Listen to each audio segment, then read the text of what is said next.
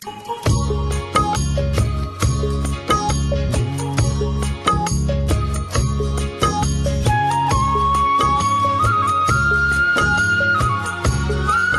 দর্শক, নন্দন টেলিভিশনের কৃষি বিষয়ক অনুষ্ঠান প্রবাসী চাষের পক্ষ থেকে আপনাদের আবারও শুভেচ্ছা জানাচ্ছি।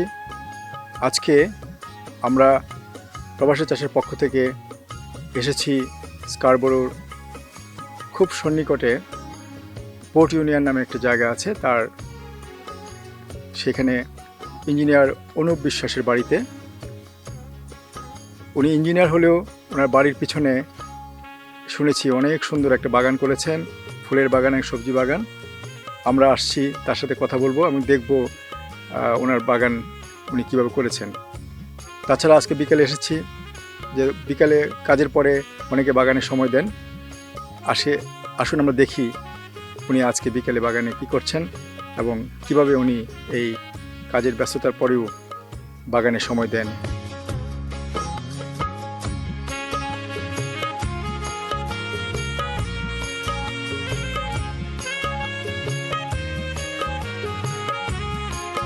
অনুপদা, নমস্কার, কেমন আছেন? আমি তো আসছি, শুনলাম আপনার সুন্দর বাগান। আমরা তো আপনার এই সবজি এবং ফুলের বাগানের বিষয়ে আপনার সাথে কথা বলতে আসছি। তো কাজ করছেন, কাজের পরে আবার কষ্ট করে এই বাগান করছেন। তো আমরা তো নন্দন টিভির প্রবাসী চাষ অনুষ্ঠান সম্বন্ধে আপনি জানেন, এটা আমরা টরন্টোতে বিশেষ করে যারা বাগান করে, যারা সফলভাবে সুন্দর বাগান করে, সেগুলি আমরা উপস্থাপন করি এবং আপনাদের অভিজ্ঞতাগুলি সবাইকে বলি, যাতে সমস্ত বাঙালিরা প্রবাসে যারা আছে তারা যেন সুন্দর করতে পারে। আর আমি শুনে আশ্চর্য হয়েছি যে আপনার ইঞ্জিনিয়ার, তারপরেও আপনি এত সুন্দর বাগান করেছেন। আসলাম আপনার সাথে কথা বলতে। ভালো আছেন সবাই? আমি ভালো আছি দাদা, আপনারা ভালো আছেন? থ্যাংক ইউ, আপনাকে ধন্যবাদ, ফুলদাকে ধন্যবাদ। আচ্ছা, আপনার আজকে তো আপনার কাজের দিন ছিল, কটা পর্যন্ত কাজ করেন? হ্যাঁ, আমি আসলে রিয়েল এস্টেট করি, আমার কাজের আসলে এরকম বাধা ধরার কোনো নিয়ম নাই সারাদিনই। তবে আমার একটা অ্যাপয়েন্টমেন্ট ছিল, তো আমি যখন আপনার খবর পেলাম যে আপনারা আসতে পারেন, তখন আমি অ্যাপয়েন্টমেন্টটা ক্যান্সেল করে দিয়েছি আপনাদের জন্য। It's a pleasure for me, আমি খুব এক্সাইটেড, আমার মেয়ে এক্সাইটেড, আমার ওয়াইফ এক্সাইটেড, আমরা ভীষণভাবে উত্তেজিত। তাহলে প্রাথমিক কিছু আলাপ করি, যেহেতু আপনার সাথে আজকে আমার প্রথম পরিচয়। আপনি কত বছর আসছেন টরন্টোতে? আমি আসলে ল্যান্ড করেছি 2005-এ এখানে। হ্যাঁ, আপনার তো শুনলাম ইঞ্জিনিয়ার, আপনি বাংলাদেশে একটু বলবেন কোথায় ছিলেন, কি করতেন? আমি আসলে বুয়েট থেকে পাশ করেছি 1987-এ। পাশ করার পরে দেন এনার্জি প্যাকে ছিলাম, দেন অগ্নি ব্যাংকে ছিলাম, আবার এনার্জি প্যাকে, দেন আবার একটা নিজে একটা গার্মেন্টস করেছিলাম, ব্যবসা করতাম, সব ছেড়ে টেড়ে দিয়ে 2009-এর মাঝামাঝি ফাইনালি চলে এসেছি এখানে। এই বাড়ি কবে কিনলেন? এই বাড়িটা কিনেছি আমি 2016-তে মুভ করেছি, 2016 সেপ্টেম্বরে আমি মুভ করেছি এই বাড়িতে। এই শাকসবজি ফুলের বাগান করার ইচ্ছা কখন থেকে হলো, কখন থেকে শুরু করেছেন? আসলে আমার মনে হয় যেটা, আমি তো একটা গ্রামের ছেলে বেসিক্যালি, তো এটা কীভাবে আসছে আমি জানি না, তবে আমার খুব ভালো লাগে। যেমন বাড়িটা কেনার পরে আমি যেটা করেছি, আমি একটু ডিটেলে যাচ্ছি, যে এখানে এটা সাদার বাড়ি ছিল, একটা ব্রিটিশের বাড়ি ছিল, যার ফলে এরা এখানে ফুল গাছ টাছ লাগাতো। তা আমি এসেই যেটা করেছি যে 1 ফিট মাটি প্রথমে তুলে ফেলেছি, এখান থেকে মাটি তুলে ফেলে দেন আমি টপ সয়েল এবং ট্রিপল মিক্স যেটা, ওটা ট্রাকে করে এনে এখানে দিয়েছি। দেওয়ার পরে প্রথমে বেড করলাম, বেড করার পরে তারপরে হচ্ছে এটা 16-17-র কথা বলছি, তারপরে 18-তে আবার মাটি দিলাম। আমি কন্টিনিউয়াসলি এর পেছনে সময় দিই। তো গত বছর যেটা হয়েছিল, লাগানোর পরে এখানে খরগোশের বাচ্চা আছে, খরগোশ সব খেয়ে যেত, এবছর নেট দিয়ে দিয়েছি, দিয়ে মোটামুটি এটা আমি করছি, আমার খুব ভালো লাগে, আমি উপভোগ করি, আমার ওয়াইফ। আরেকটা জিনিস হলো যে আমি জানতে চাই যে আপনার বাড়ি কেনার পরে এই বাগান করার বিষয়টা কি আপনি নিজের থেকেই নিজের থেকেই করে ইচ্ছা প্রকাশ করেছেন, নাকি কারো বাগান দেখে বা কারো দ্বারা অনুপ্রাণিত হয়েছিল?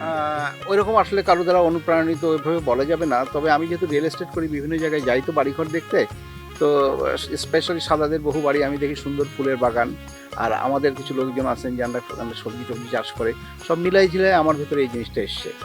এখন আপনি কি বাগানের যে এই যে সুন্দর বাগানে গড়ে তুললেন, এটা আপনি একাই করেছেন নাকি বৌদিও এর সাথে সহায়তা করেন? হ্যাঁ, সে সহযোগিতা করে আমাকে, সে আমার সঙ্গে, আমি যখন আমি কিনে নিয়ে এসে সে গাছপালা কিনতে যাই আমার সঙ্গে, মাঝে মাঝে সে হ্যান্ডস দেয়।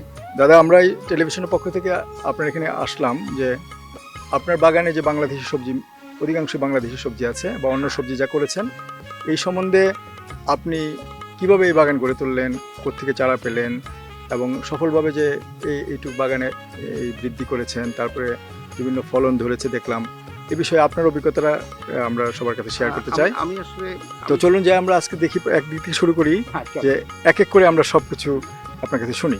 অনুপদা, এখন আপনার এখানে আমি দেখছি যে 3 রকমের টমেটো আছে। তাও এখানে 4 ধরনের টমেটো গাছ আছে। আমি 4টা গাছ কিনেছিলাম, কারণ জায়গা কম, তো ইচ্ছা করে যে যত ধরনের সবজি পরিচিত আছে সব কিছু এর মধ্যে লাগাই, কিন্তু জায়গা যেহেতু কম এই জন্য আমাকে ওইভাবে একটা মোটামুটি একটা প্ল্যানিং করে 4টা গাছ আমি এখানে লাগাইছি, 4 ধরনের টমেটো। লাস্টে যেটা দেখছেন সেটা হলো চেরি টমেটো। এটা এক্স্যাক্টলি চেরির মতো এবং খুব মিষ্টি এবং খুব চমৎকার হয়। আর এদিকে আরো কিছু টমেটো গাছ আছে। এটা হলো আপনার চেরি টমেটো। এটা চেরি টমেটো। এটা কি নাম? এটা গোল টমেটো। হ্যাঁ, আমরা বাংলাদেশে দেখি বড়টা, হ্যাঁ, আর ওইটাও গোল টাইপের, গোল। বড়। আর ওপাশটা লম্বা একটা টমেটো। হ্যাঁ, খুব এখানে সুন্দর ফলন হয়েছে আপনার, দেখতে এত সুন্দর লাগছে যে অনেক পাকাও আছে, তাই না এগুলি? এটা হলো চেরি টমেটো।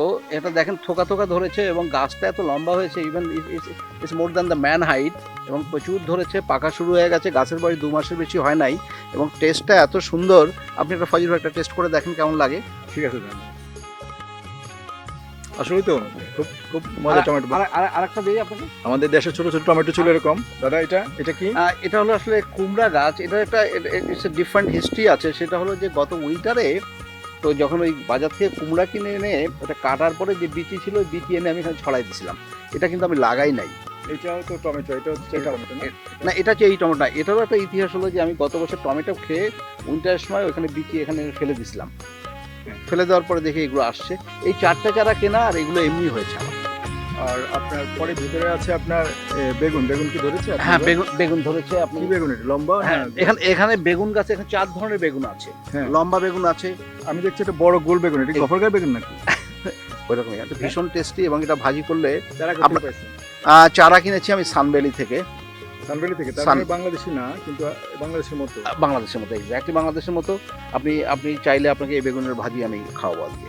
একদিন আসবো, আজকেই খাওয়াবো। একদিন আসবো। লুচি দিয়ে বেগুন ভাজি হবে, জান। দাদা, আপনার তো এই সুন্দর বাগানে সবল সব গাছ, আপনি কি কোনো সার ব্যবহার করেন? আমি আসলে এই যে ধরেন মিরাকেল গ্রো বা ইউরিয়া, আমি শুনেছি মানুষ ইউজ করে, আমাকে অনেক সময় জিজ্ঞাসা করে, বাট আমি কোনো এই ধরনের কোনো ফার্টিলাইজার ইউজ করি না। আমি যেটা করি, যে আমার যে সবুজ ঘাস দেখছেন, এটা কাটার সময় এটাকে কালেক্ট করি। আপনার লনমোরের পেছনে কালেক্টর থাকে, ওইটা কালেক্ট করে আমার এখানে বিন আছে, ওই বিনের মধ্যে ওইটা দিয়ে, ওর মধ্যে আমি তখন জল দিয়ে ওটা কিছুদিন রাখার পরে, 1 মাস 1.5 মাস রাখার পরে ওটা পচে যায়, এটা মানে কম্পোজ হয়ে যায়। যাওয়ার পরে তখন ওইটা এনে গাছের গোড়ায় কিছু কিছু দিয়ে দিই, এবং এটা প্রচণ্ড রকমের একটা পাওয়ারফুল একটা ফার্টিলাইজার, অর্গানিক ফার্টিলাইজার। তবে ইউজ করার সময় একটু কেয়ারফুল হতে হবে, কারণ এটা এত বেশি এটা মানে পাওয়ারফুল, খুব বেশি পড়ে গেলে কিন্তু গাছ মরে যাবে।